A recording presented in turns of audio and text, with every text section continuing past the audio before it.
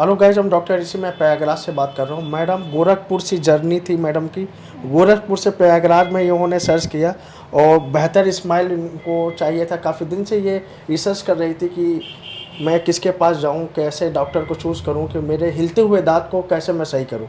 जब ये आई थी तो पीड़ित थी, हिल रहे थे इनके आगे के 3 दांत मैडम, हिल रहे थे कायदे से और पेन भी बहुत ज़्यादा था अब मैं इनसे पूछता हूँ, हिलते हुए दांतों को कैसा इलाज किया गया, अब बताइए आप।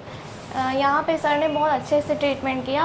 बाकी मुझे बहुत ज़्यादा डर था कि इतनी कम एज में दांत भी हिल रहे थे और उसमें पेन बहुत ज़्यादा था, तो कहीं मेरे किस दांत वजह से हिल रहे थे? ये सर चोट लगने की वजह से, बचपन में चोट लगी थी तो बाद में उसका इफेक्ट मालूम चला। हाँ बस। हाँ, तो वही दांत हिल रहे थे बहुत ज़्यादा। हमको टेंशन बहुत ज़्यादा थी कि इतने कम एज में अगर दांत निकल जाएंगे तो क्या होगा। क्या होगा? इस वजह से सर का मैंने सर्च किया गूगल पे कि टॉप डेंटिस्ट इन प्रयागराज, तो सर का रिव्यू सबसे अच्छा था उसमें। तो सर के पास आए और यहाँ सर का बहुत इमोशनल भी केयर मिला और मेडिकल केयर दोनों बहुत अच्छा है। तो मेरा सजेशन यही है कि अगर दांत में कोई भी दिक्कत हो, कोई भी इशू है किसी भी वजह से, तो यहाँ ज़रूर विज़िट करिए। हाँ, थैंक किस यू। प्रकार से मैं आपका ट्रीटमेंट किया, रूट कैनाल किया और हाँ, हिल रहे थे, हिल रहे थे। पेशेंस रख के काम किया गया। हाँ सर, बहुत हमको बहुत ज़्यादा टेंशन थी, सर ही जान सकते हैं। मेरा इसके अलावा कहीं मतलब ट्रीटमेंट भी नहीं हो सकता था। सर ने बहुत ज़्यादा टाइम दिया यहाँ। और मतलब कि आज इनके अंदर सवाल भी पैदा हो रहे थे, मेरे ऊपर भी हाँ, मतलब कि उंगली उठ रही थी कि सर सही हो पाएगा कि नहीं हो पाएगा। क्योंकि सर का रिव्यू देख के हम यहाँ आए हुए थे, हाँ, किसी ने हम बताया कहे नहीं सर था, बहुत सर का रिव्यू भरोसे ही से था। मैं आया हूँ, वही। कैसे सही होगा। 1-2 विजिट मैंने लिया और फिर हिल रहे थे, तब भी हमको पेशेंस रखो, किसी चीज़ को सेल्स एक्टिव होने में समय लगता है। तो फिर स्प्लिंटिंग किया, हर चीज़ किया, फिर कुछ ऐसा काम किया कि इनका हिलना बंद कर हाँ, दिया। एकदम आप सेटिस्फाई है यहाँ की। रूट कैनाल कंप्लीट हो गया। अब मैंने इनको सबसे बेस्ट कैप के लिए सलाह दिया, मल्टी लेयर। अब टॉप क्लास का जरकोनिया ये लगवाई हुई है। जी कैसा अब लग रहा है?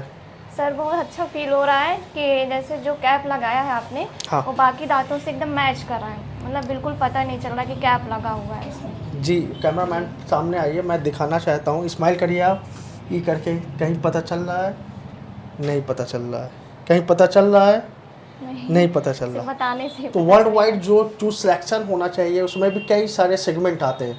तो भाई आगे का दांत था, लेडीज़ थी, वे नो कंप्रोमाइजिंग केस था कि हम सर कंप्रोमाइज़ सबसे नहीं कर। ज़्यादा सर यही टेंशन थी कि आग सामने के दांत हैं, अगर पीछे के होते कहीं तो इतनी ज़्यादा ना होती, लेकिन हाँ, सामने के दांत की वजह से बहुत तो ज़्यादा था। इनको फिर मैंने बहुत अच्छा चूज़ किया, जरकोनिया लगवाया और जी फिर काफ़ी हैप्पी हैं ये, अब ये खुश हैं एकदम। जी, एकदम सेटिस्फैक्शन। सेटिस्फेक्शन। जी इनके फादर भी आए थे कि आप परेशान न हो, बिल्कुल सर इतना समय दे रहे हैं, सही होगा। जी तो सभी गर्ल्स और बॉयज़ को हम यही कहना चाहते हैं कि आप लोग अपनी स्माइल के विषय में सोचें, और स्माइल है तो सब कुछ है।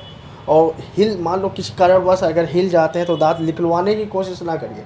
आप अच्छे डेंटिस्ट के पास जाइए, उसको देखिए कि कैसे बच सकता है, कैसे बचाने की उसमें नई नई टेक्निक आ गई हैं, आप कैसे बचाया जा सकता है। जी। क्योंकि दांत एक बार निकल गया तो चाहे जितना दोबारा आप, वापस नहीं आएगा वो वापस आता दांत। नहीं है। जी वापस आता है? नहीं। नहीं आता है। तो ऐसी स्माइल आप लेते हाँ रहिए खुश होके, जी। और हम लोग को भी उत्साह मिलता रहेगा। ये मेरे पेशेंट हैं, काफ़ी दूर से आई हैं। कहाँ से आई हैं मैडम? गोरखपुर से सर। गोरखपुर की जर्नी है, काफ़ी दूर है। ये जी। टीचर हैं। ठीक है, थैंक यू।